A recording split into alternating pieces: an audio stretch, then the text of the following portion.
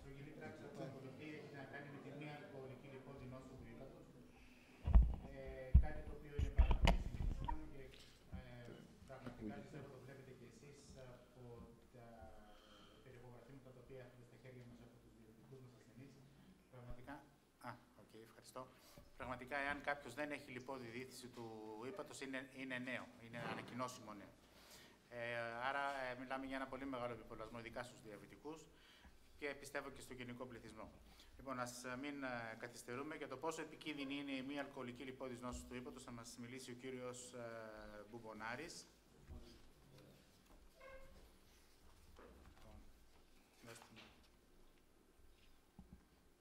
Καλησπέρα και από μένα. Είναι γαστρεντερολόγος και επιμελητής της γαστρεντερολογικής κλινικής του 424 και περιμένουμε με ενδιαφέρον την διάλεξη σας. Καλησπέρα και από μένα. Πριν το μεσημεριανό σας, ευχαριστώ πολύ την Οργανωτική Επιτροπή για την πρόσκληση την τιμητική. Μαζί με τον φίλο μου τον Μιχάλη θα μιλήσουμε για την μη αλκοολική λιπόδη διήθηση ύπατος. Το περίγραμμα της ομιλίας είναι οι ορισμοί αρχικά, τι είναι NAFLD, τι είναι NAS, η επίπτωση, η φυσική ιστορία της NAS και της NAFLD, η παθογένεια, η σχέση με την αυξημένη υπατική ίνωση, η οποία είναι και το επικίνδυνο κομμάτι της λιπόδους διήθησης, πόσο γρήγορα εξελίσσεται, ποιοι ασθενείς κινδυνεύουν περισσότερο, ποιους και πώς τους ελέγχουμε και ένα-δύο λόγια για την αντιμετώπιση. Είναι πολύ μικρότερη ομιλία από ό,τι φαίνεται από το περίγραμμα. Λοιπόν, οι ορισμοί. Η μη αλκοολική στεατοεπατήτιδα, η non-alcoholic fatty liver disease, σημαίνει ότι υπάρχει στεάτωση σε πάνω από το 5% των υπατοκυτάρων. Η στεατοεπατήτιδα η NAS είναι στεάτωση μαζί με φλεγμονή σε πηλαία ή σε λογόδι διαστήματα και μαζί έχει και μια διάταση, παίρνουν τα υπατοκύτταρα μια μορφή σαν μπαλόνι, κάνουν ένα είδημα. Στις τελευταίες οδηγίες της ASLD, της Αμερικάνικης Ένωσης της Μελέτης Παθήσεων Ύπατος, που εκδόθηκε το 2023, και στο τελευταίο συνέδριο στην Αμερική, φαίνεται ότι στον αστερισμό των politically correct που ζούμε γενικότερα, πρέπει να φύγει από μέσα το φάτι, γιατί έχει συνειρμούς για παχύσαρκους ασθενείς και δεν το θέλουν οι ασθενείς να ακούν το φάτι, και για το αλκοόλικο. Οπότε, μάλλον, θα αλλάξει όλο αυτό και θα πει κάτι που θα περιγράφεται με τον όρο στεάτωση. Τι είναι? Είναι μια συνδετή νόσος που προκύπτει από περιβαλλοντικούς, γενετικούς και μεταβολικούς παράγοντες. Είναι μια αυξανόμενη απειλή ως χρόνια υπατική νόσος και αυξάνεται η επίπτωση παράλληλα με την αύξηση της παχυσαρκίας παγκοσμίως. Εδώ φαίνεται ότι στο δυτικό κόσμο, όπως τον εννοούμε εμείς, είναι στην Ευρώπη και στην Βόρεια Αμερική, τα ποσοστά είναι περίπου παρόμοια, γύρω στο 24%. Η μεγαλύτερη επίπτωση είναι στην Νότια Αμερική και στην Ασία, στην Μέση Ανατολή, που φτάνει μέχρι το 30%. Όταν εννοούμε για NAFLD, μιλάμε για αυτές τις δύο παθήσεις. Είναι η απλή στεάτωση και η στεατοεπατήτηδα, όπως είπαμε. Το υπατοκύτταρο κανονικά είναι έτσι η μορφή του. Στην απλή στεάτωση φαίνεται ότι υπάρχουν εστίες ιστού, λιπόδη διήθηση, αυτή που φαίνεται και στον υπέρηχο, μέσα στα υπατοκύτταρα. Όταν γίνεται στεατοεπατήτηδα, υπάρχουν φλεγμονοί στα λογόδη, στα πηλαία διαστήματα. Φαίνεται ότι αρχίζει και σχηματίζεται ίνωση. Τα υπατοκύτταρα παίρνουν αυτό το μπαλωνοειδές σχήμα, όπως είπαμε. Και στο τέλος, όταν η ίνωση υπερβεί ένα ποσοστό, η εικόνα μεταπίπτει σε κύρωση, που είναι και το πιο επικίνδυνο. Φαίνεται εδώ πέρα ότι από όλους αυτούς τους ασθενείς, ένα 17 με 50% ανάλογα σε ποια περιοχή ζούμε, που έχουν την λιπόδη διήθηση, έως 40% έχουν απλή λιπόδη διήθηση, αλλά ένα 3 με 5% που είναι και το πιο επικίνδυνο έχουν μια αλκοολική στεατοεπατήτηδα. Και 1 με 2% μεταπίπτει σε κύρωση και υπατοκυτταρικό καρκίνο. Για να το κάνουμε αυτό σε νούμερα, φαίνεται ότι στην Βόρεια Αμερική 60 με 80 εκατομμύρια Αμερικανών έχουν λιπόδη διήθηση. Περίπου 15 με 20 από αυτούς έχουν στεατοεπατήτηδα. Η ίνωση, που είναι και το πιο επικίνδυνο, η ίνωση έχει 4 στάδια, 1, 2, 3, 4. Σταδίου 1 έως 3 έχουν 13 με 16 εκατομμύρια. Φαίνεται ότι ένα ποσοστό 20 με 30% αυξάνει την πιθανότητα για ίνωση και ένα ποσοστό 20% των ασθενών με ίνωση βαθμού 3 κάνει, μεταπίπτει σε κύρωση. Πώς είναι αυτή? Είναι 1 με 2 εκατομμύρια Αμερικανοί έχουν κύρωση που οι περισσότεροι δεν το ξέρουν. Ο βαθμός εξέλιξης της είνωσης στην μη αλκοολική σταθερότητα φαίνεται ότι είναι ένα στάδιο ανά 7 χρόνια. Ένα 20% όμως των ασθενών προχωράνε γρήγορα στα στάδια και μεταπίπτουν σε κύρωση τη δεκαετία. Από αυτούς που έχουν κύρωση, το 30 με 40% θα πεθάνουν από αίτια που έχουν σχέση με το σηκώτη, που είναι είτε υπατική ανεπάρκεια είτε και με θάνατο, είτε θα πάνε για μεταμόσχευση. Η μη αλκοολική στεατοπατίδα, η κύρωση από μη αλκοολική στεατοπατίδα είναι μέσα στις 2 πρώτες αιτίες μαζί με το αλκοόλ, αφού η πατίδα σε αρχίζει και πέφτει. Ποιος τελικά τους βρίσκει αυτούς τους ασθενείς? Η μεγαλύτερη πιθανότητα είναι να γίνει τυχαία. Έτσι, βλέπετε εδώ πέρα τυχαία, βρίσκουν και ακόμα και οι χειρουργοί βρίσκουν τυχαία λιπόδη διεύθυνση. Όταν γίνεται με ψάξιμο, φαίνεται ότι, δηλαδή ψάχνουμε τους ασθενείς, αυτό που είπατε και πριν, ότι τους κάνουμε υπέρηχο όλους τους διαβητικούς κτλ.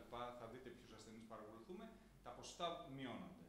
Αλλά αυτοί οι ασθενείς που έχουν ενταχθεί σε πρόγραμμα παρακολούθησης και πρόληψης, φαίνεται από τους ασθενείς που είχαν τελικά καρκίνο, υπατοκυταρικό καρκίνο, αυτοί που ήταν σε πρόγραμμα πρόληψης είχαν καλύτερο στάδιο καρκίνου και άρα αντιμετωπίσιμο ακόμα και χειρουργικά σε σχέση με αυτούς που απλά το βρίσκαμε τυχαία σε κάποιο προχωρημένο στάδιο.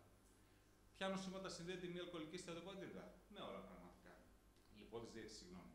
Με καρδιαγγειακά, με οστεοαρθρίτιδα, νεφρική ανεπάρκεια, σαρκοπενία, ζαχαρό διαβήτη, χολολιθίαση, αποφρακτική άπνοια, πολυκυστικές οοθήκες και κακοήθειες στο ύπαρκος φυσικά και στο στομάχι, πάγκρεας και πνεύμονας.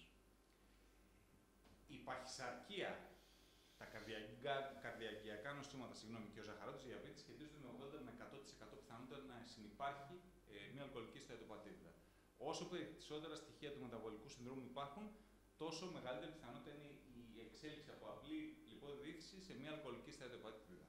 Και ο κύριος ρόλος του γιατρού είναι να βρούμε αυτούς τους ασθενείς που έχουν τη μεγαλύτερη πιθανότητα να κάνουν κύρωση στο σηκώτη και να πεθάνουν από υπατοπάθεια. Στην παθογέννηση τώρα, θα τα πει και ο Μιχάλης μετά, για τη λιπόδη διεύθυνση είναι οι διαιτητικοί παράγοντες, οι γενετικοί παράγοντες και βασικά είναι η παροχή του λίπους που υπερβαίνει την αποθηκευτική ικανότητα του λιπόδους ιστού. Οι γενετικοί παράγοντες υπάρχουν προδιαθεσικοί και προστατευτικοί, δεν έχω λόγο να σας πω παραπάνω, αλλά όσον αφορά την παροχή του λίπους, αυτό που τρώμε δηλαδή, φαίνεται, υπήρχε η θεωρία ότι κάνει λιπόδη διεύθυνση και η λιπόδης διεύθυνση κάνει την αντίσταση στην ινσουλίνη. Επειδή υπάρχουν και όλες οι συνυπάρχουσες παθήσεις, η ζαχαρόδης διαβήτης, οι δυσλιπιδαιμίες, οι πυροχημίες κτλ., αυτή η συσχέτιση δεν φαίνεται ότι είναι με αυτόν τον τρόπο, γιατί τα στοιχεία δείχνουν συσχέτιση και όχι αιτιολογική σχέση. Φαίνεται ότι μάλλον είναι η αντίσταση στην ινσουλίνη και αυξημένη κυκλοφορία ελεύθερων free fatty acids που προκαλούν μαζί με όλα τα άλλα και την λιπόδη διεύθυνση. Και γι' αυτό αυτή η εικόνα εδώ πέρα και στην παροχή του λίπους και στην αντιμετώπιση της αντίστασης στην ινσουλίνη είναι και ο ιδεατός μεταβολικός στόχος της θεραπείας. Όταν μιλάμε για αποθηκευτική ικανότητα, φυσικά υπάρχουν άτομα που έχουν χαμηλή αποθηκευτική ικανότητα και κάνουν μεταβολικές παθήσεις με πολύ χαμηλό BMI και άτομα με πολύ ψηλό BMI που δεν έχουν μεταβολικές παθήσεις. Για την παχυσαρκία και το μη αλκοολική στεατοπατίδα είναι πολύ μελετημένο θέμα, εμπλέκονται πάρα πολλοί παράγοντες. Και ένα πολύ hot θέμα είναι το μικροβίωμα και η μη αλκοολική στεατοπατίδα ή λιπόδης διεύθυνση, όπου φαίνεται η δυσβίωση που υπάρχει στο μικροβίωμα, κυρίως η μείωση των bacteroids που είναι τα καλά και η αύξηση των firmicutes που είναι τα κακά μικρόβια εισαγωγικά, προκαλούν μια σειρά λυσοδοτές αντιδράσεις, όπου μαζί με αύξηση της διαπερατότητας του εντερικού βλενογόνου μπαίνουν στην κυκλοφορία, στην πηλαία κυκλοφορία, διάφοροι παράγοντες που προκαλούν τα λέω όσο πιο απλά μπορώ, προκαλούν μια φλεγμονή μέσα στο υπαρκτικό παρέχημα και προδιαθέτουν και ενεργοποιούν το ανοσοποιητικό και προδιαθέτουν σε σχηματισμό νόδους συνδετικούς ιστού. Τώρα, η μη αλκοολική στεατοπατίδα σε αδύνατους ασθενείς γίνεται, ναι, μπορεί να υπάρχουν επιμέρους στοιχεία μεταβολικών παθήσεων, αλλά χρειάζεται έλεγχος και για άλλες αιτίες. Ο Wilson, μεταλλάξεις από λιποπρωτεΐνης, κοιλιοκάκι, υποθυροειδισμός. Το πιο βασικό είναι να μην πίνουν κρυφά και φυσικά κάποια φάρμακα. Πώς κάνουμε τη διάγνωση? Η διάγνωση γίνεται με υπερηχογράφημα που φέρνει τη λιπόδη ζήτηση, το πιο απλό. Οι αυξημένες τιμές, θα το δούμε και λίγο αργότερα, καθώς και τις αυξήσεις της ΓT, ιδίως όταν η ALT είναι πάνω από την AST. Ο μόνος τρόπος για να διαγνώσουμε την NASH όμως παραμένει η βιοψία ύπατος. Πρέπει να γίνει ιστολογική εξέταση. Ο 100% διάγνωση της NASH είναι με βιοψία ύπατος. Συμπτώματα τώρα οι ασθενείς με μια απλή λιπόδη διεύθυνση συνήθως είναι ασυμπτωματικοί, τους βρίσκουμε τυχαία. Κάποιοι αναφέρουν εύκολο όπως και ένα αίσθημα βάρους στο δεξί υποχόνδριο, είναι αρκετά σπάνιο, συνήθως είναι ασυμπτωματικοί. Συνήθως το βρίσκουμε τυχαία από μια διαταραχή της υπατικής βιοχημίας ή λιπόδη διεύθυνση στο σηκώτη ή ένας γιατρός που ψηλαφάει τον ασθενή βρίσκει υπατομεγαλία και το ψάχνουν παραπάνω. Ένα σενάριο συχνό είναι σε ασθενείς που λαμβάνουν στατίνη στον ετήσιο τους έλεγχο ή στα εξωτερικά ιατρεία διαβήτη, λιπιδίων ή αρτηριακής υπέρτασης και σε ετησίες εξετάσεις σε εμάς που είμαστε στο στρατό ή σε ιδιωτικές ασφάλειες. Τι κάνουμε σε υποψία? Οι παράγοντες κινδύνου είναι το μεταβολικό σύνδρομο και άλλες παθήσεις, ζαχαρότης διαβήτης, μεταβολικοί παράγοντες όταν είναι BMI πάνω από 25 κτλ. Και σε πρώτου βαθμού συγγενείς με NFLD, κύρωση από λιπόδη διεύθυνση ή υποτοκυταρικό. Παίρνουμε ιστορικό, πρέπει να αποκλείσουμε κατάχρηση αλκοόλ και ιστορικό υπατοπάθειας άλλος και κάνουμε τον έλεγχο με την απλή υπατική βιοχημία, τις εξετάσεις που ξέρουμε, αποκλείουμε ιολογικούς δείκτες ιογενούς υπατήτηδων, αυτοαντισώματα για αυτοάνωση υπατήτηδα κτλ. Κάνουμε πάντα έλεγχο για κοιλιοκάκι και ψάχνουμε ανοσοσφαιρίνες, φερριτίνη, α1 αντιτριψίνη και σερολοπλασμένη. Και φυσικά στον υπέροχο που φαίνεται αυξημένη οικογένεια πιστεάπους. Η τρασαμινάς που σας είπα πριν είναι λίγο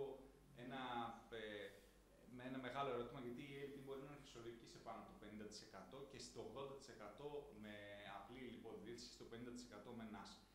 Μπορεί να είναι αυξημένη σε ασθενείς με απλή λιπόδη διεύθυνση, αλλά όχι σε NASH και ούτε προβλέπει την στεατοπατήτα, ούτε το στάδιο ίνωσης. Δηλαδή, όταν λέμε εμείς σε έναν ασθενή μας ότι ναι, εντάξει, έχεις λίγο στο σηκώτη, αλλά δεν έχεις τρασαμινάς, δεν έχεις τίποτα, μη στεναχωριές και το χτυπάμε, έλα σε έναν χρόνο, δεν είναι ακριβώς έτσι.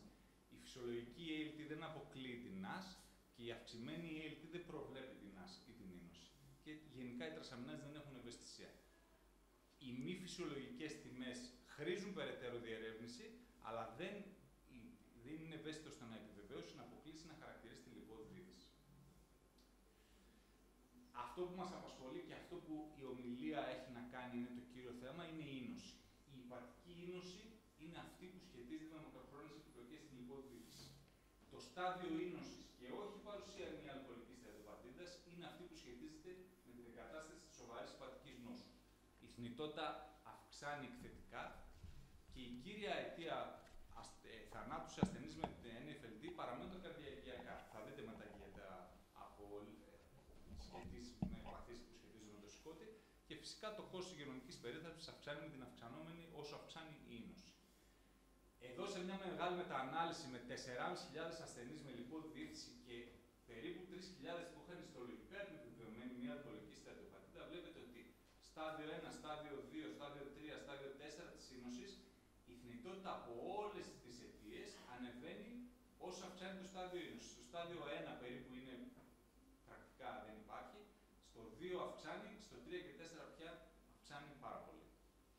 Και παράλληλα αυξάνει και η θνητότητα από παθήσεις που σχετίζονται με την υπατοπάθεια.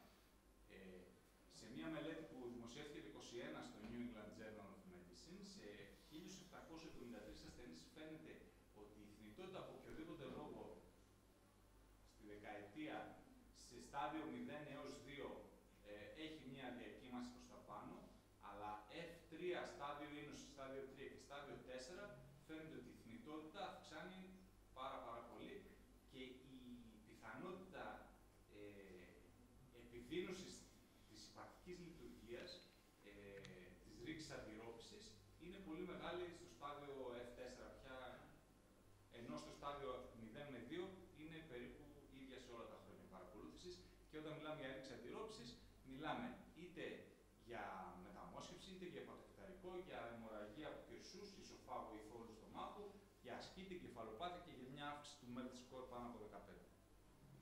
Πόσο γρήγορα εξελίσσεται? Σε κάποιους πολύ γρήγορα, σε κάποιους πιο αργά. Φαίνεται ότι σε μια μελέτη του 19 ότι σε 217 ασθενείς με στεατοεπατήτηδα, με F3 ένωση, δηλαδή σε αρκετά υψηλό βαθμό, 22% σε κάτω από 3 χρόνια είχαν κύρωση.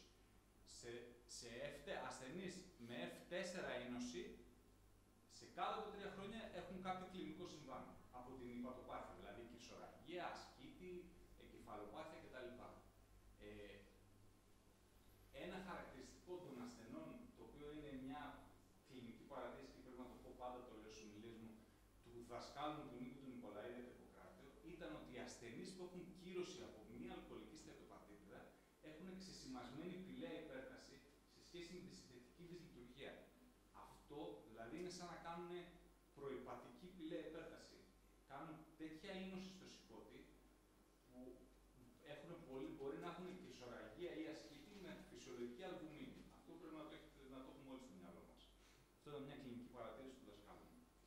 Λοιπόν, η σημασία του screening είναι το στάδιο είνωσης, όταν το πάνω κάτω το καθορίσουμε, προβλέπει και τη μακροχρόνια πορεία και τη θνητότητα. Και είναι σημαντικό να παρακολουθούμε τους ασθενείς μας και με τον σωστό τρόπο και στα σωστά διαστήματα. Ποιος παρακολουθεί? Όλοι.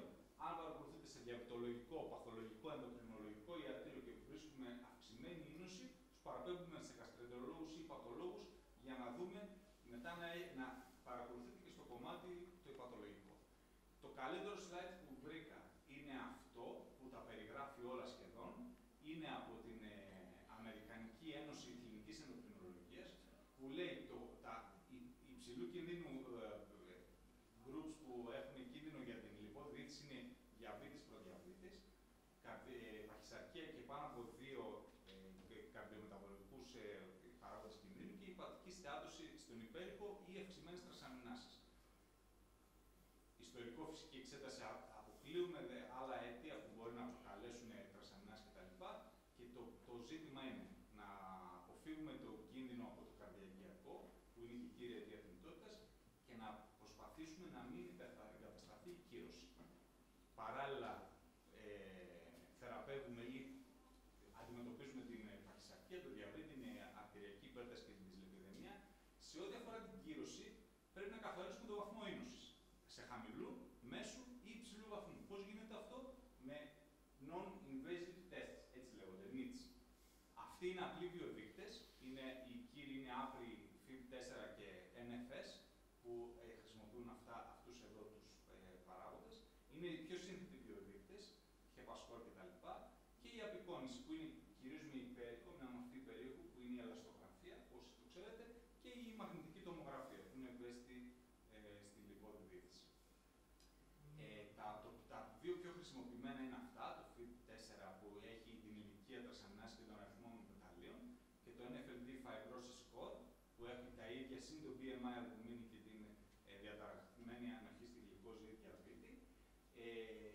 Βασικά μετράνε τα αιμοπετάλια. Τα χαμηλά αιμοπετάλια δείχνουν σπληνομεγαλία, δείχνουν υπερσπληνισμό, άρα πιθανότητα κύρωσης.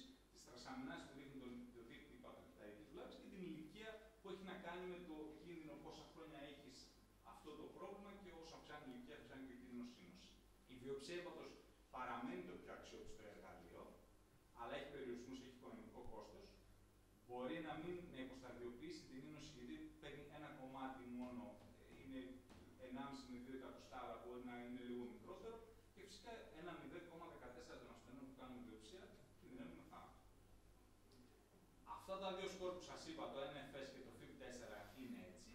Υπάρχουν cut-off τιμές που δείχνουν για χαμηλού βαθμού είνωση ή για υψηλού βαθμού και υπάρχει και μια γκρίζα ζώνη στα δύο. Το βασικό σε αυτά το χρησιμοποιούμε πρακτικά σε όλους μας τους ασθενείς. Πρέπει να αποκλείσουμε ότι είναι F3, F4 είνωση. Έτσι, είναι λιγότερο αξιόπιστα σε διαβητικούς και αδύνατους ασθενείς. 1/3 των ασθενών βγαίνουν ψευδοαισθητικά κυρίως με το FIB4 σκορ. Το FIB4 είναι τόσο αξιόπιστο που φαίνεται ότι αυτοί εδώ είναι σε 20.000 ασθενείς που είχαν 2 μετρήσεις σε 12 μήνες περίπου. Φαίνεται ότι αυτοί που είχαν στα 2-4 είνωση, βλέπετε πόσο ψηλή η πιθανότητα να είναι online, τώρα δεν φαίνονται καλά, οι τρόποι για να το είναι πολύ απλό, μπαίνεις online και είναι πάρα πολύ εύκολο να το υπολογίσεις. Σε ένα τέτοιο παράδειγμα, μια γυναίκα 52 με το BMI της γύρω στο 25 με τη λιπιδαιμία και αυτές τις τιμές, το FIT4 είναι 2,42 και το NFS είναι ενδιάμεσου κινδύνου ασθενής. Ένας άντρας 62 με αυτά τα χαρακτηριστικά που έχει λίγο χαμηλότερα αιμοπετάλια, αλλά έχει και ζάχαρο, αυτές οι τιμές είναι πιο αυξημένες και δείχνουν αυξημένη ίνωση. Το LF test είναι στις πιο σύνθετες εξετάσεις, ουσιαστικά είναι εξέταση αίματος που μετράει αυτούς τους τρεις βιοδείκτες, που σχετίζεται με πάνω από 9,8 σχετίζεται με αυξημένη ίνωση και ελαστογραφία αίματος που μας ξεχωρίζει ανάλογα τα κιλοπασκάλ, εάν είναι F0, F1, F2 και υπάρχει μια ακτηρή ζώνη εδώ πέρα σε αυτή την στις ενδιάμεσες τιμές και φαίνεται ότι είναι καλύτερο στο να βλέπει πολύ χαμηλές τιμές ίνωσης. Έχει ένα θέμα με τους πολύ παχύσαρκους ασθενείς η ελαστογραφία. Η μόδα τώρα της τεχνητής νοημοσύνης φαίνεται ότι θα προκαλέσει μια πιο εύκολη από όλη τη βάση δεδομένων που έχουμε, θα πάρει όλους τους ασθενείς και θα αναγνωρίσει πιο εύκολα αυτούς που έχουν κίνδυνο και θα τους ξεχωρίσει για να τους έχουμε πιο κοντά και να τους στέλνουμε στους παθολόγους. Γυρνώντας στο slide αυτό το πάρα πολύ ωραίο της Ένωσης Κλινικής Ενδοκρινολογίας, είχαμε σταματήσει εδώ πέρα. Πώς σταδιοποιούμε τον κίνδυνο ίνωσης. Σε όλους τους ασθενείς πρέπει να κάνουμε αυτό το FIT4, είναι 4 μεταβλητές, είναι πολύ εύκολο μέσα σε 20 δευτερόλεπτα μέχρι κάτι να γράψει ο ασθενής, κάτι να συμμαζέψει τα πράγματά του, το υπολογίζουμε. Αν είναι στον ενδιάμεσο κίνδυνο, τότε θέλουμε ή ελαστογραφία ή το ELF blood test, αυτό το πιο σύνθετο. Ταξινομούμε τους ασθενείς μας σε χαμηλού, ενδιάμεσου ή υψηλού ρίσκου. Οι χαμηλού ρίσκου συνεχίζουμε και τους εμείς. Παθολόγοι, διαβητολόγοι, γενικοί γιατροί όλοι. Οι υπόλοιποι που είναι ενδιάμεσου ρίσκου και είτε θέλουν έξτρα εξετάσεις, είτε είναι υψηλού ρίσκου και έχουν αυξημένη ίνωση, πρέπει να το δει και γαστρεντερολόγος ή πατολόγος. Το ίδιο είναι και από τις κατευθυντήριες οδηγίες της Ευρωπαϊκής Ένωσης Παθολογίας. Φαίνεται ότι αυτοί οι ασθενείς που βλέπουμε σε διαβητολογικές κλινικές στην πρωτοβάθμια υγεία, κάνουμε όλα αυτά, βλέπουμε και εδώ είναι, υπολογίζουμε το FIT4 και αν είναι χαμηλού ρίσκου δεν κάνουμε τίποτα, το ξαναβλέπουμε σε 1 με 3 χρόνια ανάλογα με την έκθεσή του. Αν είναι ενδιάμεσου ρίσκου θέλει ελαστογραφία και αν είναι υψηλού ρίσκου και είναι εύκαιρο κάνουμε και το ELF test. Συγγνώμη, τώρα αυτό το slide δεν πήγε καλά. Σε αυτή τη γυναίκα λοιπόν πριν με βάση κατευθυντήριες οδηγίες που ήταν ενδιάμεσο θέλει FibroScan, στον άντρα θέλει πατολόγο. Αντιμετώπιση, τελειώνω σε 2 slide, θέλει δίαιτα, υπέρβαροι ασθενείς θα τα πει και ο Μιχάλης, είμαι σίγουρος μετά, θα χάσουμε 5% του βάρους τους, θέλει οδηγίες διατροφής, όχι αναψυκτικά γλυκά κτλ. Και θέλει τακτική αερόβια άσκηση. Η απώλεια βάρους σχετίζεται με τη βελτίωση της ΝΑΣ. Φαίνεται ότι όσο πέφτει το βάρος, βελτιώνεται και η ΝΑΣ, όπως βελτιώνεται και η ίνωση, χωρίς αντίστοιχα επιδείνωση της ίνωσης ή της ΝΑΣ στις διαφορετικές περιπτώσεις. Σε μια μελέτη από τη Γαλλία που είχαν ιστρολογική διάγνωση ΝΑΣ, φαίνεται ότι με την ελάττωση του BMI πάνω από 10, βελτιώνεται η ΝΑΣ χωρίς να επιδεινώνεται η ίνωση. Και φαίνεται και εδώ πέρα ότι η βελτίωση της ΝΑΣ, η υποστροφή της, βελτιώνει το βαθμό ίνωσης. Από την πρώτη και τη δεύτερη βιοψία σε μια πρόσφατη άλλη μελέτη. Η FDA στα τελικά endpoints όλων των μελετών που ζητάνε για μια αλκοολική στατιοπατήτηδα, θέλει βελτίωση στη ΝΑΣ στη στατιοπατήτηδα, χωρίς όμως να χειροτερεύσει η υπαρχική ίνωση, ή βελτίωση της ίνωσης χωρίς να χειροτερεύσει τη στατιοπατήτηδα. Αυτά είναι οι παράγοντες υπομελέτη. Σημασία τελειώνοντας είναι συνεργασία όλων των ειδικοτήτων. Είτε είναι διαβητολόγοι, παθολόγοι, γενικοί γιατροί, γαστρεντερολόγοι, παθολόγοι, όλοι. Μαζί και ψυχολόγοι, μαζί και διαιτολόγοι, μαζί και όλοι πρέπει, ο ασθενής πρέπει να αντιμετωπιστεί συνολικά. και να αντιμετωπιστούν και άλλες συνυπάρχουσες παθήσεις, ή να χάσει κιλά είτε με αλλαγή τρόπου ζωής, είτε με φαρμακοθεραπεία, είτε με ενδοσκοπική μέθοδο, είτε με χειρουργική, για ζαχαρόδι διαβήτη, να γίνει αυστηρός έλεγχος επίπεδων ζαχάρου και η παρακολούθηση ατόμων με αυξημένη πατικίνωση, με εμβολιασμούς, με γαστροσκοπήσεις για χειρουργούς ισοφάγου, πρόγραμμα επιτήρησης πατοκυταρικού καρκίνου, μάλλον το πρωτεΐνη, υπέρηχο ή μαγνητική όποτε χρειάζεται, στους ασθενείς με την αυξημένη πατικίνωση. Σας ευχαριστώ πάρα πολύ.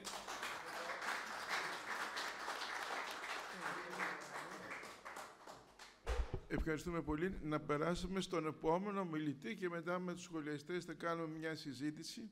Ο επόμενος ομιλητής είναι ο κύριος Μιχάλης Ψάλας, είναι γενικός αρχίευτος, το ξέρετε περισσότεροι. Έχει εξειδικευτεί στη διαφυτολογία και μετεκπαιδευτεί στην υπατολογία και θα μας μιλήσει για τη σχέση με το σαχαρόδι διαβήτη της μη αλκοολικής λιπόζης νόσου. Κύριε Ψάλε, ο λόγος σε εσάς. Ευχαριστώ πολύ, κύριε Πρόεδρε, και πάλι και την Οργανωτική Επιτροπή. Συνεχίζοντας λοιπόν την εξαιρετική διάλεξη του φίλου του Αλέξανδρου, θα μιλήσουμε για την μη αλκοολική λιπόδιήθηση του ύπατος και τη σχέση με τον ζαχαρόδι διαβήτη. Αυτός εδώ, ο Μπαμπάς Σίμψον είμαι εγώ, γιατί διαπίστωσα ότι υπάρχουν άπειρες μελέτες για την NFL και το διαβήτη και σχεδόν καμία παρουσίαση. Οπότε λίγο μου φάνηκε σαν πολύ δύσκολη εξίσωση για να το κάνω αυτό το πράγμα, γιατί έπρεπε να σας παρουσιάσω το αυτονόητο που δεν βρήκα. Οπότε μου άρεσε αυτή η διαφάνεια και την έβαλα. Και αφού λοιπόν άρχισα να μελετάω, αποφάσισα ότι θα την κάνω έτσι την παρουσίαση, με ένα ορθολογικό τρόπο ανάπτυξης, πιστεύω. Πάμε επιδημιολογία, αυτό είναι που βλέπουμε συνέχεια. Σε διαβητολογικό συνέδριο είμαστε. Για την συχνότητα του διαβήτη, λέω κι εγώ, πόσο ανεβαίνει ή θα ανεβεί από το 2017 ως το 2045, σύμφωνα με τη Διεθνή Εταιρεία του Διαβήτη. Και μάλιστα, όπως λέμε πάντα, αυτό συμβαίνει στις αναπτυσσόμενες υποανάπτυξη περιοχές που έχουν κακή θερμιδική, τακτική διαιτητική αγωγή. Ακολουθούν δηλαδή με άσχημο τρόπο τις δικές μας δυτικότροπες συνήθειες. Το ίδιο συμβαίνει γενικά και με την μη αλκοολική λιπόδιήθηση του ύπατος και πάλι αυτές οι περιοχές ακολουθούν κατά πόντας την συχνότητα του ζαχαρόδι διαβήτη. Πάει πακέτο δηλαδή από ό,τι φαίνεται επιδημιολογικά ο διαβήτης με την μη αλκοολική λιπόδιήθηση του ύπατος. Και επειδή έχουμε και ένα τρίτο της παρέας, αν και πολλοί είναι σε αυτή την ομάδα, σε αυτό το παρεάκι του μεταβολικού συνδρόμου, είναι η παχυσαρκία, η οποία όπως ξέρουμε αυξάνεται με την ηλικία και με το δείκτη μάζας σώματος η συχνότητά της. Αντιστοίχως, όσοι είναι παχύσαρκοι και αυξάνεται η ηλικία τους, έχουν και αυξημένη πιθανότητα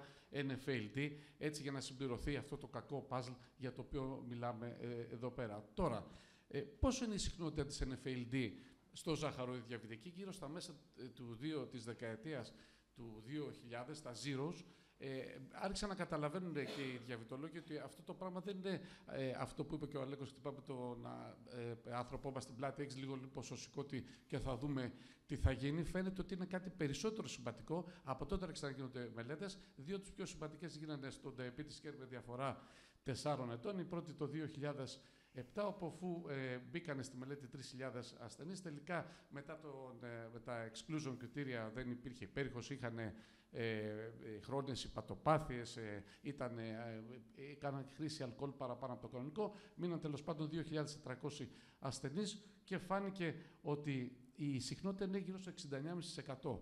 Πάρα πολύ μεγάλος επιπολασμός. Εδώ η διάγνωση έγινε με τον υπέρηχο, και ενώ η μεταγενέστερη μελέτη, η εκδεξιών στο Diabetes Care, έδειξε ότι είναι περίπου 43%, αλλά εδώ χρησιμοποιήθηκε μαγνητική, που είναι λίγο πιο ευαίσθητη εξέταση για την ανίχνευση του υπατικού λίπους. Και επειδή μιλάμε, όντως, όπως είπε και ο Αλέξανδρος, ποικίλουν τα ποσοστά διαγνώσεως ανάλογα με το πώς θα προσεγγίσουμε τη διάγνωση και την ανίχνευση στην FLD, ίσως η πιο σημαντική, η πιο εκλεκτική είναι η μαγνητική τομογραφία, και μάλιστα οι πιο εξειδικευμένες από αυτές, γενικώς τις λέμε υψηλής ευκρίνειας μαγνητικές. Θα θέλαμε και μια βοήθεια ενός ακτινολόγου, μαγνητολόγου, αν ήταν εδώ πέρα, όπου είτε η μαγνητική, που σε αυτή τη μελέτη των 100 ασθενών ανιχνεύτηκε είτε με την μαγνητική ελαστογραφία, είτε με την, αυτή εδώ την περίφημη συγγνώμη, τι έγινε, πίσω, όχι ρε, πίσω. Ναι, αυτή εδώ πέρα, που χρησιμοποιείται κυρίως η πρώτων density fat fraction, κυρίως στο λογισμικό της για ανίχνευση νευροδιαβαστών σε μαγνητικές εγκεφάλου, αλλά μπορεί να ανιχνεύσει με τροποποίηση λίγο του λογισμικού και του υπατικού λίπους, και βλέπετε εν τέλει ότι είναι πολύ αυξημένο το ποσοστό, 65%, ενώ της προχωρημένη συνόσο γύρω στο 7%. Αλλά μιλάμε για ένα σημαντικό πρόβλημα, το οποίο έχει υποεκτιμηθεί τα προηγούμενα χρόνια. Τώρα, εδώ είναι η συχνότητα της NFLD σε άτομα με και χωρίς ζαχαρόδι διαβήτη, σύνολο δηλαδή ο πληθυσμός αυτών των 3.000 ατόμων, ανάλογα με τον τρόπο με τον οποίο προσεγγίσαμε τη διάγνωσή τους. Και η ALT μπορεί να αποτελέσει μια πρώτη προσέγγιση της διάγνωσης, θα τα πούμε και στη συνέχεια, τα είπε και ο Αλέξανδρος, δεν είναι τόσο αξιόπιστη, και όσο γίνονται πιο εξειδικευμένες οι διαγνωστικές μέθοδοι, τόσο περισσότερο εύκολα μπορούμε να διαγνώσουμε την NFLD. Και εδώ βέβαια προκρίνεται η χρήση FibroScan, όχι ότι είναι καλύτερη σύμφωνα με τη μελέτη με την υψηλού ευκρίνεια μαγνητική τομογραφία, αλλά γιατί έγινε σε περισσότερο πληθυσμό, ήταν πιο εύκολο στο να γίνει. Άρα και αυτή είναι στην καθημερινή πράξη, μάλλον η διαγνωστική προσέγγιση πιο προχωρημένη, που εύκολα μπορούμε να παραπέμψουμε τον ασθενή μας.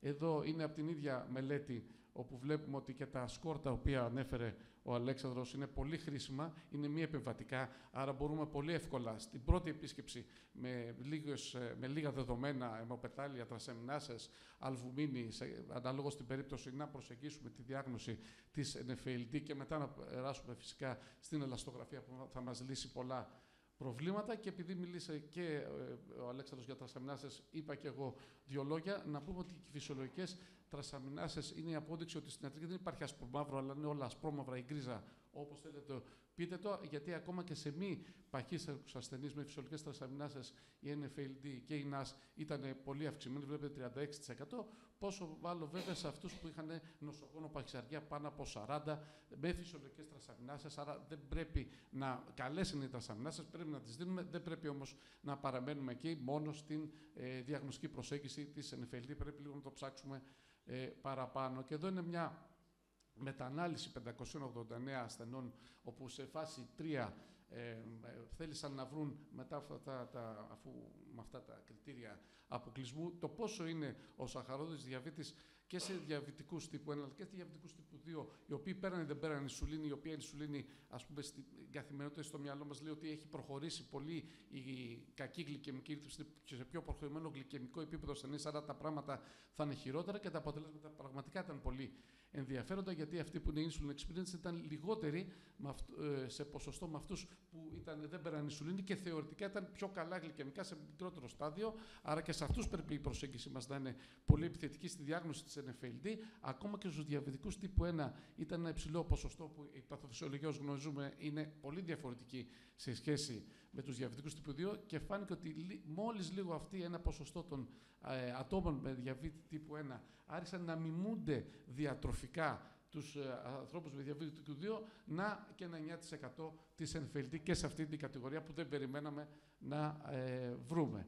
Όσον αφορά την παθοφυσιολογία, είναι η γνωστή σχέση αυγού-κότας, ποιος έκανε τι και με ποιο τρόπο. Η πιο απλοϊκή, η πιο απλή συσχέτιση, ο πιο απλός καταράκτης εξελίξεων ίσως είναι αυτή εδώ η διαφάνεια. Κακή γενεοδυτική αγωγή, αντίσταση ινσουλίνη, υπερινσουλινεμία, αυξημένη λιπογέννηση, αύξηση λιπόδυσης, δυσλειτουργία β-κυτάρων και απόπτωση, χρόνια περιλιακή με ένα feedback συνέχεια και ούτε καθεξής. Εδώ βλέπουμε τη σπλαχνική, αυτό το slide δείχνει τη σπλαχνικού τύπου παχυσαρκία, κυρίως στους άνδρες, οδηγεί σε αύξηση, σε παραγωγή κακών ελεύθερων λιπαρών οξέων, που οδηγούν σε αντίσταση στην ινσουλίνη, που οδηγεί σε αυτό στο μικρομοριακό επίπεδο, στο οξυδοτικό στρες, στη συστηματική φλεγμονή, στην αύξηση των κυταροκινών, που στη συνέχεια οδηγούν σε κλινικό επίπεδο σε όλες αυτές εδώ τις συνιστώσεις και την επιτάχυνση της αθυροσκλήρησης. Εδώ μια άλλη διαφάνεια που δίνει ως κορονίδα της πρόκλησης του καρδιακού κινδύνου, την NFLD, όπου υπάρχει και ένας όρος που πρώτος χρησιμοποιήθηκε τότε από τον καθηγητή Κιούση, που είναι από αυτούς που ασχολούνται με αυτό το θέμα, η μείωση της κάθρασης της ινσουλίνης, η κακή δηλαδή βιοδιαθεσιμότητα της ινσουλίνης σε ανθρώπους με NFLD, μαζί με την αντίσταση στην ινσουλίνη, την γλυκοτοξικότητα, τη συστηματική φλεγμονή, ακόμα και την καρδιακή δυσλειτουργία που οδηγούν στις συνιστώσεις του μεταβολικού συνδρόμου και στην γενικότερη καρδιακιακό κίνδυνο. Εδώ είναι ένα slide που προσπαθεί να εξηγήσει ακόμα πιο απλά το γιατί είναι κακός ο λιπόδης ιστός, γιατί πρέπει να πούμε ότι δεν φταίει ακριβώς ότι υπάρχει πολύ λίπος σε αυτούς τους ασθενείς, αλλά ότι υπάρχει κακό λίπος σε αυτούς τους ασθενείς, που οδηγεί στην αύξηση μη εστεροποιημένων λιπαρών οξέων σε ένα μεγάλο ποσοστό, και σε συνδυασμό με τα πολλά χιλιομικρά που έχει η κακή διατροφική αγωγή της ταχυφαγίας, που συνήθως υπάρχει και αυξάνεται στον δυτικό κόσμο και όχι μόνο, όπως είδαμε, οδηγεί στην τενέβολη λιπογέννηση και στην αύξηση στην υπερινσουλινεμία και στην αντίσταση στην ινσουλίνη. Και εδώ πρέπει να πούμε ότι και γιατί ασχολούμαστε πρακτικά με αυτό το πράγμα, με το υπατικό λίπος, γιατί φαίνεται ότι η συγκέντρωση του υπατικού λίπους στόχευμένα είναι ακόμα χειρότερο από το γενικό λίπος ή τη γενικότερη παχυσαρκία ως γενικόλογο προσδιορισμό. Εδώ βλέπουμε 270 μη διαβητικά άτομα που υπολογίστηκε με την πλέον ευαίσθητη επεμβατική μέθοδο της MRI, πασβατοσκοπίας, και φαίνεται ότι, για να μην σας κουράζω, ότι όλοι οι παράγοντες του μεταβολικού συνδρόμου, συστολική αρτηριακή πίεση, διαστολική, λιπίδια κτλ. Έχουν να κάνουν με χειρότερη πρόγνωση με το υπατικό λίπος σε σχέση με το ενδομηχανικό από την ίδια μελέτη, ότι, και βλέπετε από τις μπάρες ότι το μεταβολικό σύνδρομο εμφανίζεται και πάει χειρότερα όταν υπάρχει περισσότερο υπατικό λίπος σε σχέση με το περιφερικό λίπος, όπως αυτό εκτιμήθηκε με την πάχυση του έσω-μέσω χιτώνα της καροτίδας. Εδώ είναι μια μελέτη που λέει ότι η NFLD είναι προγνωστικός παράγοντας για πρωτοδιαγνωστικότητα ασθενείς με διαβήτη τύπου 2. Είναι μια υποομάδα της μελέτης Framingham, μελέτη 20 ετή, πολύ αξιόπιστη γενικά η μελέτη Framingham, κλασική, όπως γνωρίζουμε, που λέει ότι στις δύο ομάδες, δύο κόρτες μελέτης, αυτών που είχαν και παθολογικές και φυσιολογικές τρασαμινάσες, αλλά και σε αυτούς που είχαν φυσιολογικές τρασαμινάσες, αναλόγως της ποσοστού του λίπους και του δείκτη μάζας σώματος, τα πράγματα ήταν χειρότερα και για την εμφάνιση της μη αλκοολικής λιπόδους ύπατος. Και συνεχίζουμε μια άλλη πολύ μεγάλη μελέτη 13.000 ατόμων, 5ετής παρακολούθηση μη διαβητικών, όπου στην πρώτη στήλη βλέπουμε ότι έγινε περιογραφική ταξινόμηση του λίπους στο σηκώτη και κατηγοροποιήθηκαν ασθενείς αναλόγως το πόσο άσχημα ήταν το σηκώτη τους, το ύπαρ τους, ήταν λιπόδες ή όχι κτλ. Και φαίνεται ότι οι πιο ενδιαφέρουσες ομάδες ήταν αυτοί που δεν είχαν στην αρχή λιπόδες ύπαρ, αλλά απέκτησαν στην πορεία, περίπου 1.650 άτομα, και αυτοί οι οποίοι είχαν στην πορεία και έγιναν ακόμα χειρότερα στη βαρύτητά τους, οι οποίοι ήταν περίπου 320 άτομα, όπως βλέπετε εδώ πέρα. Και φαίνεται ότι ανεξαρτήτου ταξινόμησης του λιπόδους ύπατος, η πιθανότητα να αποκτήσουν σαχαρόδι διαβήτη ήταν πολύ μεγάλη. Ήταν 2,5 φορές πάνω σε αυτή την πρώτη ενδιαφέρουσα ομάδα που δεν είχαν λιπόδες ύπαρ, αλλά απέκτησαν, και κοιτάξτε το 7,5 φορές παραπάνω σε αυτούς το οποίο το λιπόδες ύπαρ επιδεινώθηκε στη διάρκεια της προηγηθήσας πενταετίας. Και αν ρωτήσει κανείς, είναι αποδεδειγμένο δηλαδή ότι η NFLD οδηγεί απολύτως σε καρδιακό κίνδυνο, αναλόγως με τον τρόπο μελέτης, τον σχεδιασμό της, τον τρόπο με τον οποίο προσεγγίστηκε η NFLD, τα αποτέλεσματα ήταν λίγο αλληλοσυγκρόμενα. Άλλες μελέτες έδειξαν, άλλες μελέτες όχι. Υπάρχει πεδίο δόξης λαμπρό για να δούμε τελικά αν όντως υπάρχει αιτιολογική συσχέτιση στην NFLD με τον καρδιακό κίνδυνο σε ασθενείς τύπου 2. Γιατί η γενετική συσχέτιση στην NFLD και του διαβήτη τύπου 2 μπορεί να αποτελούν δύο παρακλάδια της ίδιας λεωφόρου. Εδώ δεν χρειάζεται να προστιθήσετε να μάθετε αυτή τη διαφάνεια. Δείχνει ότι και στο σαχαρόδι διαβήτη έχει πάει προς τη γενετική μελέτη του γονιδιώματος για την αποκρυγογράφηση της εμφάνισης ακόμα και του διαβήτη τύπου 2. Εδώ είναι μια μετανάλυση που δείχνει, μάλλον μια μετανάλυση από 3 μεγάλες αναλύσεις, όπου φαίνεται ότι το γονίδιο το οποίο είναι πιο πιθανό να συσχετίζεται με την NFLD είναι αυτό που ανέφερε και ο Αλέξανδρος, το PNPL3, Και εδώ μια διαφάνεια που αρχικά την είχα στην επιδημιολογία, μετά την μετέφερα στη γενετική. Φαίνεται ότι η ύπαρξη αυτού του γονιδίου εδώ πέρα αυξάνει την πιθανότητα NFLD ακόμα και σε χώρες όπως η Αυστραλία, που δεν θεωρούνται φυσικά αναπτυσσόμενες, αλλά βασικές χώρες του δυτικού κόσμου. Και υπάρχει τελικά μοριακή συσχέτιση. Φαίνεται ότι οι μελέτες δείχνουν ότι υπάρχει στην ταυτόχρονη διαταραχή της γλυκόζης και των λιπιδίων.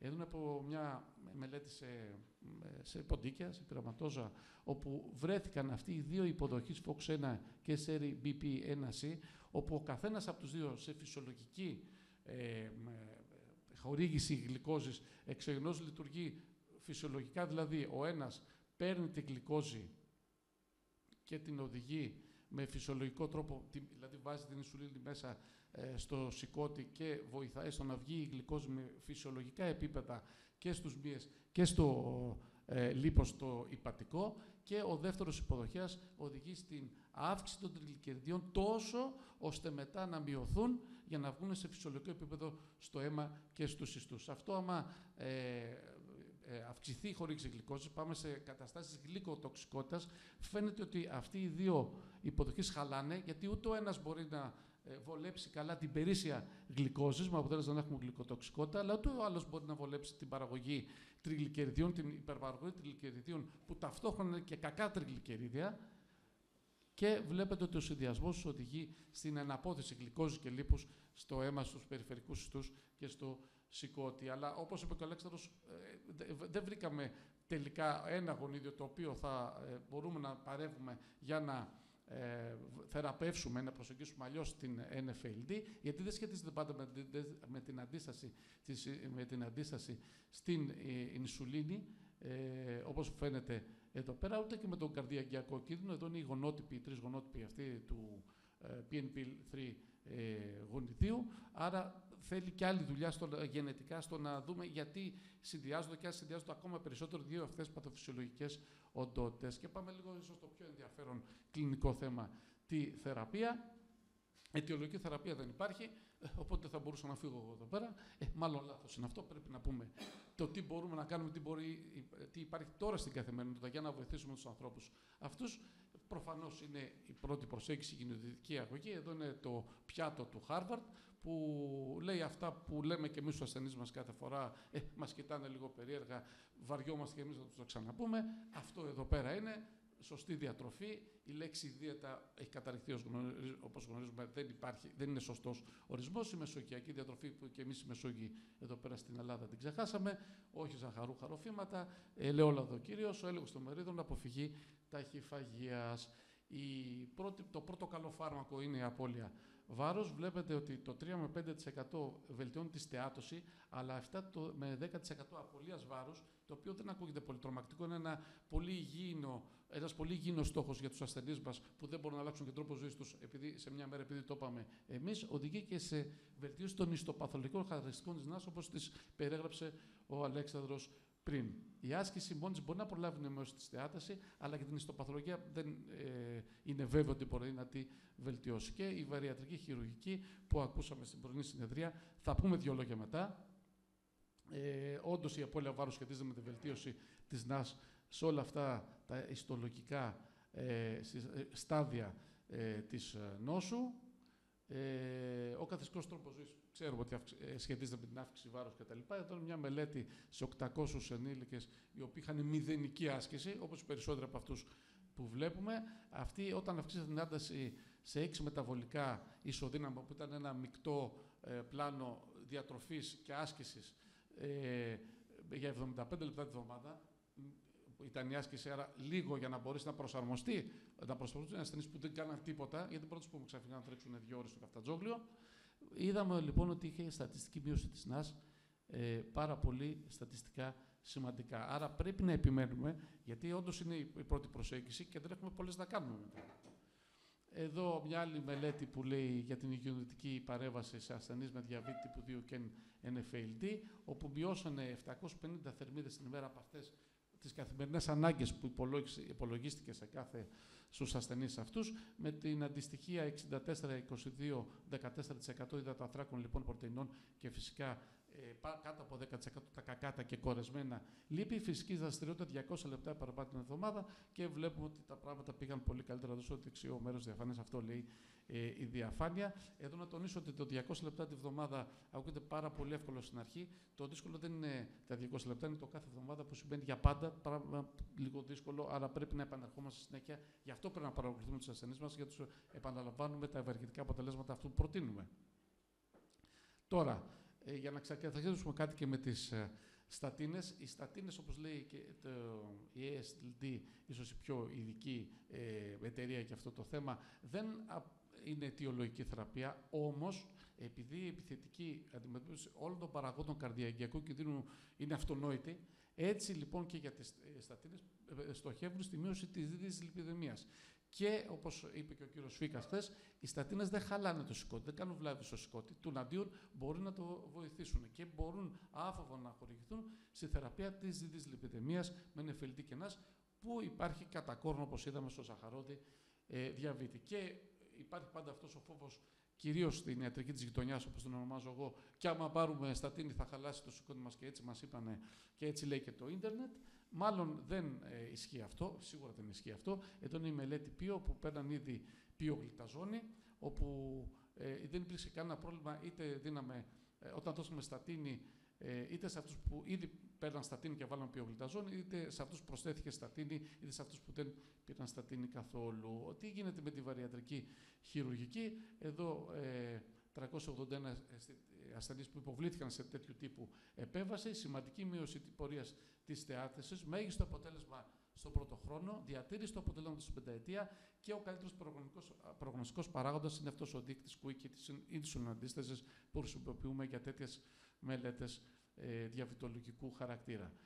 Βελτιώνει όλες τις κλινικές παραμέτρους η βαριατρική χειρουργική. Είναι η ίδια μελέτη εδώ πέρα, όπου το προφίλ των ασθενών ήταν παχύσαρκη με πάνω από μια συνοσηρότητα, όχι ιδιαίτερη κατάλληλος αλκοόλ, για να μην υπάρχει σύγχυση με την αλκοολική λιπόδη δίθηση, χωρίς άρρια χρόνου υπερκινώσεω, και βλέπετε ότι βελτιώθηκε και η εμφάνιση του ζάχαρου διαβήτη στην εξέλιξη αυτής της πενταετούς παρακολούθησης. Επίσης, βελτιώνει την ίνωση σε ασθενείς με νάση βαριατρική χειρουργική. Εδώ είναι το προφίλ των ασθενών αυτής της μελέτης, όπως μελετήθηκε με το Metaverse Score, που το είδαμε και λίγο πριν, το οποίο είναι ένα υπερηχογραφικό σκορ και ενεργότητας της νόσου, αλλά και σταδιοποίησης της ίνωσης. Βλέπετε ότι η μοβ μπάρα εδώ πέρα πρώτης βαριατρικής χειρουργικής αυξήθηκε, εδώ είναι το στάδιο F0, καθόλου δηλαδή πρόβλημα, και αντίστοιχα βελτιώθηκαν τα χρώματα από τις άλλες μπάρες, εις όφελος αυτών που κάνανε φυσικά το βαριατρικό χειρουργείο. Και πάμε λίγο περισσότερο στα δικά μας. Εδώ είναι από ένα γαστρολογικό περιοδικό που αποδεικνύει το γιατί πρέπει να συνεργαζόμαστε όλοι μεταξύ μας, που λέει το ποιες κατηγορίες διαβητολογικών υπολικεμικών δυσκείων υπάρχουν και το τι μπορούμε να κάνουμε. Κάνει ένα γκέλ στη λιραγλουτίδη και στη πιογλυταζόνη, όπως βλέπουμε εδώ πέρα. Πραγματικά η πρώτη που μελετήθηκε πολύ καλά ήταν η πιογλυταζόνη. Εδώ πέρα και η βιταμίνη Ε, προσπαθώντας τότε να βρουν κάποιες ουσίες που μπορούν να βοηθήσουν, και φαίνεται ότι σε σχέση με την πλασίμπο αγωγή η μελέτη Πίβες έδειξε πολύ καλά αποτελέσματα σε όλο το ιστοπαθολογικό φάσμα βελτίωσης της ΝΑΣ, όπως και στην στεάτους και στην ίνωση κτλ. Μιλάμε για ασθενείς όμως που ήταν αποδεικμένοι με βιοψία και έγινε αυτή η μελέτη, για να μην υπάρξουν διάφορα προβλήματα, δηλαδή ότι με ποιο τρόπο διαγνώστηκε η ΝΑΣ με βιοψία, άρα είναι πολύ καλή μελέτη. Εδώ μια άλλη μελέτη πάλι που αποδεικνύει την χρησιμότητα, τη χρηστικότητα της πιογλυταζόνης σε σχέση με την πλασίμπο αγωγή, που βελτίωσε τα σκορ μετά τη χορήγηση 45 mg πιογλυταζόνης για 1,5 χρόνο παρακολούθηση αυτών των 100 των ασθενών, όπως αποδείχθηκε με βιοψία. Και κάπου εκεί στο 2017 βγήκανε κάποιες κατευθύνσεις οδηγίες στο Diabetes Care, ένα πιο τα έγκριτα, όπως γνωρίζετε, διαβητολογικά περιοδικά, που δείχνει τον τρόπο προσέγγισης των ασθενών με διαβήτη που έχουν και νεφελτή, τον τρόπο με τον οποίο έγινε η διάγνωση. Η ίνωση καθορίστηκε με μαγνητική ή ελαστογραφία. Και για να μην σας κουράζω παραπάνω, εδώ έχουν δύο σκέλη η προσέγγιση αυτής της μελέτης στο diabetes care. Εάν έχουμε NASH, ξεκινάμε αλλιώς, βάζουμε πιογλυταζόνη, προφανώς απώλεια βάρους, και μετά βάζουμε τις άλλες θεραπείες και μετά σκεφτόμαστε φυσικά το χειρουργείο, οτιδήποτε άλλο. Στο δεξί σκέλος της διαφάνειας λέει ότι πρέπει να ελέγχουμε και τους άλλους καρδιακιακούς παράγοντες κινδύνου με τους τρόπους με τους οποίους λένε οι κατευθυντήριες οδηγίες. Άρα υπήρχε μια πρώτη προσέγγιση τότε το 2017 ότι οι ασθενείς, οι διαβητικοί ασθενείς με NASH είναι κάτι διαφορετικό και πρέπει να τους αντιμετωπίζουμε λίγο διαφορετικά, χωρίς να ξεχνάμε βέβαια τις βασικές κατευθυντήριες οδηγίες για τους υπόλοιπους διαβητικούς ασθενείς. Και επειδή πολλά ακούσαμε για τη μετφορμίνη χθες και επειδή μας βόλευε πάρα πολύ η μετφορμίνη να έχει αποτελεσματικότητα στην FLD, το πρώτο φάρμακο προτείνεται ακόμα με τόσες ευεργετικές δράσεις κτλ. Μάλλον δεν αποδείχθηκε αυτό εδώ πέρα το πράγμα, γιατί εδώ η Tonic Trial απέδειξε να το καταδείξει και σε σχέση με την πλασέμπο αγωγή φαίνεται ότι δεν μπόρεσε η μετφορμίνη να έχει αυτά τα αποτελέσματα που θα θέλαμε πάρα πολύ να έχει, για να βάλουμε και αυτή μια ακόμα πλειοτροπική δράση στις πολλές της μετφορμίνης. Προφανώς υπάρχουν διαφορές της μετφορμίνης και των γλυταζονών που κάνουν τις γλυταζόνες λίγο πιο φιλικές προς το λιπώδες ύπαρο αντιμετώπιση του, και κυρίως είναι αυτό εδώ το πράγμα, ότι βελτιώνουν την υπατική και την περιφερειακή αντίσταση инσουλίνη, και είδαμε πόσο σημαντική είναι η υπατική αντίσταση, περισσότερο και από την περιφερική. Και πάμε λίγο στα πιο καινούργια φάρμακα, γιατί τελικά προκρίνονται, όπως βλέπουμε, και από την τελευταία τροποποίηση των κατευθυντήριων οδηγιών ANDA-ESD, κλείνουν το μάτι μετά τη μετφορμίνη προς SGLT2 και GLP-1. Πρώτα εδώ μια πρώτη προσέγγιση για τους GLP-1 αγωνιστές. Φαίνεται ότι εδώ για λίγους ασθενείς αρχικά είχαμε βελτιωμένη ενσουλιναντίσταση, μειωμένη λιπρόνηση και μειωμένη υπατική. Δεν έβολε πολύ στο σηκώτη αυτό καθ' αυτό. Στο μεγάλο σχεδιασμό μελέτης LIN της λιραγλουτίδης φαίνεται ότι σε υπέρβολους ασθενείς με NASH τα πράγματα ήταν πολύ καλύτερα και στην ιστολική βελτίωση και στο βάρος και στην ALT και στην ALT.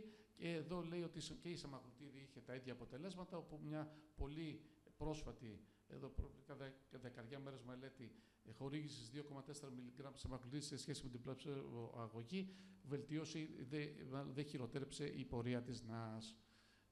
Και όσον αφορά εδώ, να σας διευκρινίσω που δεν χρειάζεται κανείς να το δει, ότι ακόμα και μετά από αυτές τις μελέτες, σε όλες τις κατευθύνσεις οδηγίες όλων αυτών των εταιριών μπήκανε η GLP-1 να στολίσει έτσι σκληρή σύσταση για τη χορήγησή τους. Μάλλον όχι. Μπορεί κανείς σε ορισμένες εταιρείες να σκεφτεί να τις βάλει. Δεν αποτελούν όμως φάρμακα εκλογής ή φάρμακα που θα τα προτείνει κανείς για τη ολογική θεραπεία της NASH. Και για να πούμε για τον έτερο καπαδόκι του SGLT2 αναστολής, ότι φαίνεται ότι όσον αφορά τη βελτίωση της NFLD, αν δεν φαίνεται καλά, εδώ πέρα είναι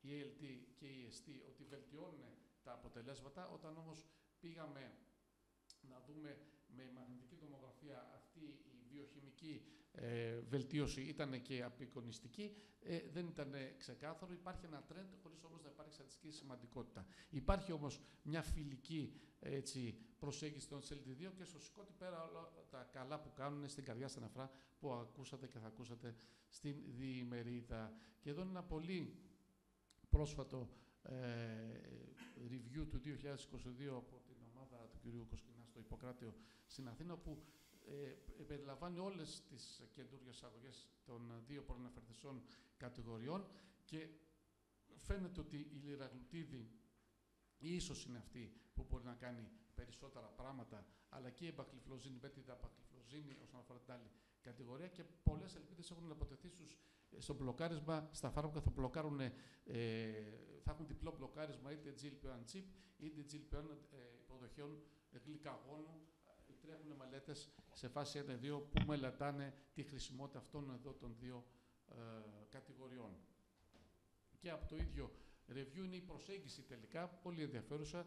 Μ' άρεσε γι' αυτό ότι βάζω το πώς πρέπει να προσεγγίζει κανείς ασθενείς με διαβήτη και NFLD, κλινική εξέταση προφανώς, βασικός βιοχημικός έλεγχος, όχι αλκοόλ, απώλεια βάρους, γενετική προσέγγιση, μείωση θερμίδων όπως είπαμε.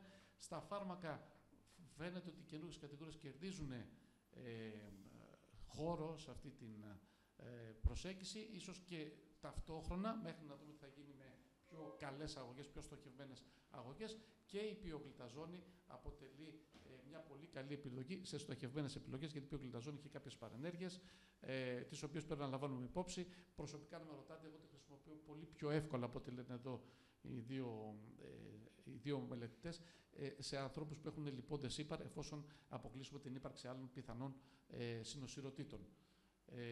Follow-up, το οποίο πρέπει να κάνουμε έτσι κι αλλιώς όλους τους ασθενείς με διαβήτη. Εδώ να είστε έτοιμοι για αυτές τις δύο κατηγορίες, όπως είπα και προηγουμένως. Και αν πάμε σε νοσογόνο παξιαρκία, εκεί πρέπει να αρχίσει η κουβέντα για κάποιο τύπου βαριατρικό χειρουργείο. Τα συμπεράσματα τα βλέπετε εδώ πέρα. Ίσως το πιο σημαντικό είναι αυτό εδώ πέρα, όπως είπε και ο Αλέξανδρος πριν, η συνεργασία. Και οι δύο πρέπει να είμαστε ευαισθητοποιημένοι, όλοι οι γιατροί μάλλον, αλλά και οι δύο βασικές ειδικότητες που μπορεί να ανοιχνεύσουν αυτή τη διαταραχή, έτσι ώστε να παραπέμπουμε ένας στον άλλον ή να παρακολουθούμε μαζί τους ασθενείς μας με διαβήτη και NHLD. Ευχαριστώ πάρα πολύ και δύσκολη ώρα. Καιρός να πάμε στην Πορταριά να κάνουμε μια βόλτα. Όχι ακόμα. Όχι ακόμα. Ευχαριστούμε πολύ που τελειώσατε. Πολύ καλή η ομιλία. Τους δύο σχολιαστές θα παρακαλέσω να κάτσουν στη θέση τους και να κάνουν τα σχόλια και μετά να κάνουμε συζήτηση. Ναι.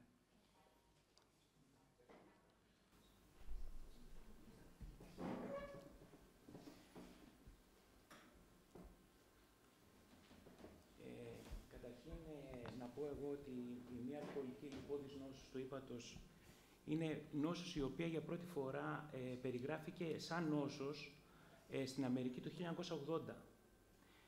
Μέχρι τότε θεωρούσαν ότι ήταν απλώς μια επιπλοκή άλλων παραγόντων κινδύνου, κυρίως του σαχαροδιαβήτη τύπου 2 και λιγότερο του τύπου 1 και της αντίστασης στην ινσουλίνη.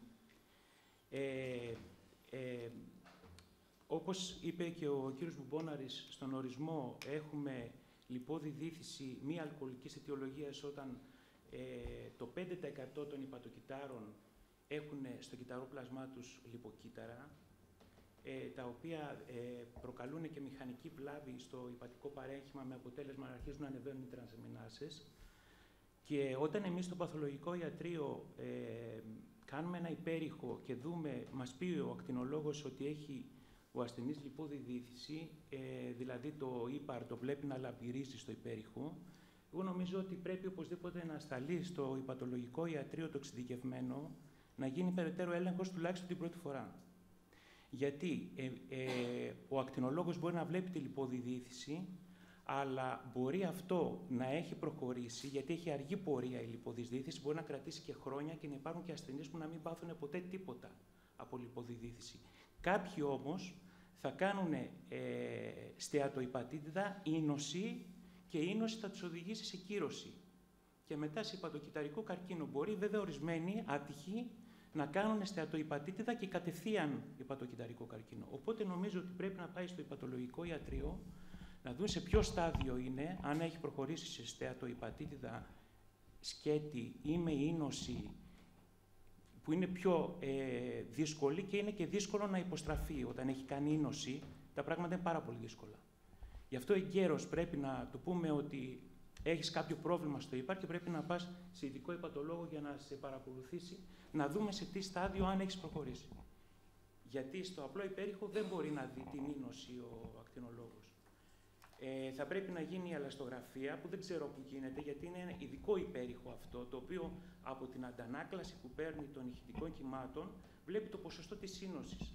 Αλλά υπάρχει και υποκειμενικότητα σε αυτό. Μήπως, και ρωτάω τώρα, πρέπει να γίνει απλώς μια ελαστογραφία ή πρέπει να γίνει ελαστογραφία μαγνητικού συντονισμού, που εκεί δεν υπάρχει υποκειμενικότητα του ακτινολόγου. Ας κρατήσουμε την ερώτηση, να κάνει και το σχόλιο κ. Μπόκολς και μετά να απαντηθεί. Επίσης, στο παθολογικό ιατρείο, οι συμβουλές που θα πρέπει να δώσουμε εκτός από την απώλεια βάρους, είναι πολύ σημαντικό να του πούμε να γυμνάζεται με βάση τις κατευθυντήριες οδηγίες του 23 των Αμερικανών για τη μελέτη της λιπόδης διήθησης ή στεάτωσης. Θα πρέπει να περπατάνε 200 με 300 λεπτά την εβδομάδα, Διότι έχει παρατηρηθεί ότι οι παχύσαρκοι, αν περπατάνε, μπορεί να μην χάσουν κιλά, αλλά μειώνεται η ποσότητα των λιποκυτάρων που έχουν μέσα στα υπατοκύτταρα, όσα έχουν μπλοκαριστεί με λίπος. Και είναι πάρα πολύ σημαντικό. Επίσης, λιπόδης διαίτηση υπάρχει και στους λιπόσαρκους, οι οποίοι έχουν κακή διατροφή, με το junkie food κτλ. Βέβαια, δεν είναι τόσο συχνό, αλλά παρατηρείται και σε λιπόσαρκους. Δηλαδή, αν δούμε έναν που έχει χαμηλό βάρος, δεν σημαίνει ότι το ύπαρ του είναι φυσιολογικό. Ευχαριστούμε. Κύριος Γκόπολας, για να... Εγώ θα βρεθώ σε πιο πρακτικά θέματα. Η πλειοψηφία των ασθενών με λιπόδη διαίτηση ύπατος ανιχνεύονται, όπως είπε ο Αλέκος, στην πρωτοβάθμια φροντίδα υγείας, στον παθολόγο, στον γενικό ιατρό, ακόμα και στον χειρουργό. Έρχεται ένας υπέρηχος, συνήθως ένα πολιτικό υπέρηχο, και λέει λιπόδη διαίτηση ύπατος. Δεν ξέρω αν έχει νόημα. Άλλοι ακτινολόγοι το γράφουν, άλλοι βάζουν τελεία εκεί, άλλοι λένε πρώτου βαθμού, δευτέρου βαθμού, σοβαρού βαθμού. Εκεί στο σοβαρό βαθμό, μάλλον θα το στείλω κατευθείαν στον υπατολόγο. Και ένα μοτίβο των δασαμινασών είναι μια άσθηση στο 55, στο 60.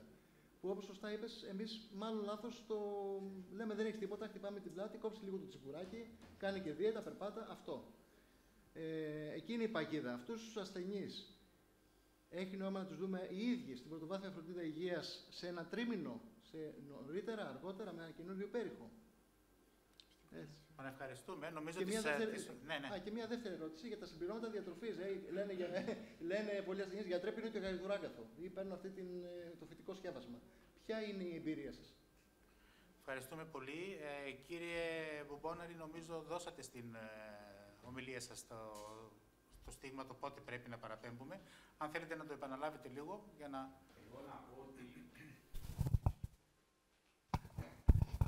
Εγώ να πω ότι βασικά αυτά τα σκορ, τα nits που λέγονται, τα σκορ, είναι κυρίως για αυτόν τον λόγο. Δηλαδή για να μην φεύγουν όλοι οι ασθενείς από το διαβητολογικό και πάνε όλοι σε ένα υπατολογικό ιατρείο, που τα πιο πολλά νοσοκομεία δεν έχουν και υπατολογικό ιατρείο. Ή τους στέλνετε στο γαστρεντερολογικό, γιατί φαντάζομαι ότι αν πάνε 200 ασθενείς που βλέπετε με διαβήτη, το 60% έχει λιπόδη διαίτηση, θα πρέπει να βλέπουμε μόνο αυτούς. Οπότε σε αυτούς το νόημα είναι όλους να τους κάνουμε αυτό τουλάχιστον το FIB4. Αν αυτό είναι αυξημένο, αυτοί πρέπει να πάνε οπωσδήποτε. Για ελαστογραφία. Αυτοί πρέπει να πάνε στο υπατολογικό. Αυτό θα το κανονίσει ο γαστρεντερολόγος. Κανονικά γίνεται ελαστογραφία. Το θέμα είναι ότι λίγα νοσοκομεία έχουν ελαστογραφία. Έχει το ΑΧΕΠΑ, ξέρω τι κάνει, το Ιπποκράτιο κάνουν. Θα πρέπει να πηγαίνουν έξω να κάνουν ελαστογραφία. Γιατί ο δείκτης αίματος, το άλλο, το ELF score, αυτό που βγαίνει, πρακτικά δεν γίνεται κιόλας αυτό. Νομίζω ότι πρέπει όλοι να σκοραρίζονται με το FIB4 και από εκεί πέρα, ανάλογα με τον κίνδυνο, από εκεί θα πηγαίνουν. Τώρα, σε ό,τι... Να συμπληρώσω μόνο το εξής. Πρακτικό για το FIB4, από τη στιγμή που ευαισθητοποιήθηκα, μαζί με το δείκτη μάζα σώματος, την κάθαρση κρεατινίνης, κάνω και το FIB4 score ταυτόχρονα στους ασθενείς μου. Όλα αυτά μαζί. Ωραία, άρα το σκορ είναι αυτό που θα μας δώσει την απάντηση και και ένα πρακτικό ζήτημα και μια πολύ μεγάλη δυσκολία για τους διαβητικούς της επαρχίας. Δεν υπάρχουν στην επαρχία υπατολογικά. Ούτε καν γαστερολογικά. Ούτε καν γαστερολογικά. Οπότε σκεφτείτε αν προσπαθήσουμε να στείλουμε σε τριτοβάθμιο όλους αυτούς τους διαβητικούς. Είναι ένα τεράστιο πρόβλημα. Γίνεται πιο πολύ, γιατί ο όγκος των ασθενών είναι πάρα πολύ μεγάλος, ούτως ή άλλως. Τουλάχιστον να γίνει ένα πρώτο ξεκαθάρισμα σε ένα επίπεδο ιατρείου και μετά σε δεύτερο χρόνο αυτοί που πρέπει και αυτοί που κινδυνεύουν πρακτικά, αυτοί θα πάνε και θα κάνουν την γαστροσκόπησή τους και θα κάνουν τον έλεγχο τέτοιο. Τώρα, όσο αφορά τα συμπληρώματα, εγώ έχω την αίσθηση ότι όλα αυτά βοηθάνε κυρίως σαν αντιφλεγμονώδη σε κυταρικό επίπεδο. Τι εννοώ? Δηλαδή έχουν μια αντιφλεγμονώδη δράση σε ένα κυταρικό επίπεδο, βελτιώνουν τη μικροκυκλοφορία και έτσι βοηθάνε εν μέρη την υπατική λειτουργία. Όλα, τα πιο πολλά από αυτά. Με μηχανισμούς που τα πιο πολλά δεν ξέρουμε. Και όλα σε κάποια ξέρουμε, σε κάποια έχουν αποδειχθεί. Ναι. Λέμε για μυτοχονδριακή βελτίωση. Ναι, στις εξίδωσεις. Σε πολλά δεν έχουμε. Ξέρουμε π.χ. το ουρσοφάλκ που το χρησιμοποιούσαμε παλιά πόσα χρόνια στην λιπόδη διαίτηση, ότι το ουρσοφάλκ ουσιαστικά έκανε λίγο, απομάκρυνε πιο εύκολα τοξικούς μεταβολίτες στη χολή και ουσιαστικά βελτίωνε λίγο σε κυταρικό επίπεδο την υπατική λειτουργία. Όσο το έπαιρνες με το Ρουσοφάλκ, έπεφτε η γάμα GT και οι τρασαμινάσεις. Όταν το σταματούσες, ξανανεβαίναν στα προηγούμενα επίπεδα. Και δεν είχαν βελτίωση ακτινολογική πάντα αυτή που έκαναν ο Ρουσοφάλκ. Βελτιώνονταν μόνο οι τραζαμινάσεις. Ακτινολογική. Ήταν μεγάλη παγίδα, μπορεί να του πεις πας καλά, επειδή έχεις τραζαμινάσεις φυσιολογικές και αυτός θα συνεχίσει να κάνει λιπόδιδίκηση και να έρθει μετά με ενάση ίνωση. Είχαν μόνο βιοχημική ανταπόκριση, ούτε ιστολογική βελτίωση, ούτε επικονιστική. Ακριβώς έτσι. Επίσης κάτι άλλο να τονίσω για τις στατίνες, ότι δεν είναι απαγορευτικό το να δώσουμε στατίνη σε κάποιον που έχει αυξημένες τραζαμινάσεις, γιατί αυτές οι τραζαμινάσεις δεν είναι από φλεγμονή του υπατοκυτάρου, αλλά είναι από μηχανική βλάβη του υπατοκυτάρου εξαιτίας των λιποσταγονιδίων που υπάρχουν μέσα στο κυταρόπλαστο. Γι' αυτό και έχουμε δει και να βελτιώνονται καμιά φορά οι τρασαμινάσεις. Ωραία, κάποια άλλη ερώτηση από το ακροατήριο έχουμε? Ναι. Κύριε Ιωσήφιδη. Καταρχάς, η ελαστογραφία είναι πολύ απλή, είναι ένα πολύ απλό πρόγραμμα που προσαρμόζεται σε ιανδήποτε υπερηχογράφο. Απλώς, μάλλον δεν υπάρχει κέφι να... ήθελα να ρωτήσω τον Αλέξανδρο, κάπου ανέφερες για μεταλλάξεις λιποπρωτεϊνών από α από β. Τι εννοείς, ας πούμε, σε σχέση με τη στεάτωση? Αυτό ήταν στους γενετικούς παράγοντες, κάποιοι που έχουν μεταλλάξει είναι προστατευτικά και επιβαρυντικά γονιδιακές μεταλλάξεις. Ξέρεις γιατί το ρωτάω? Το ρωτάω γιατί τελευταία στα καρδιακιακά νοσήματα κυρίως φάνηκε ότι παίζει πιο σημαντικό ρόλο η απολιποπρωτεΐνη Β και πάει να εκτοπίσει την LDL χολυστερόλη, που συχνά τη βρίσκουμε και φυσιολογική. Γι' αυτό ρωτάω, μήπως είχες κάτι να μας πεις για την... Μέσα σε όλο το γονιδιακό υπόστρωμα που μπορεί να είναι είτε προστατευτικά είτε επιβαρυντικά για την υποδείξη, είναι και η μεταλλάξη στην απολιποπρωτεΐνη. Ωραία, αν δεν υπάρχει κάτι άλλο. Να το κλείσουμε. Ευχαριστούμε πολύ. Καλή όρεξη. Όχι λίπος,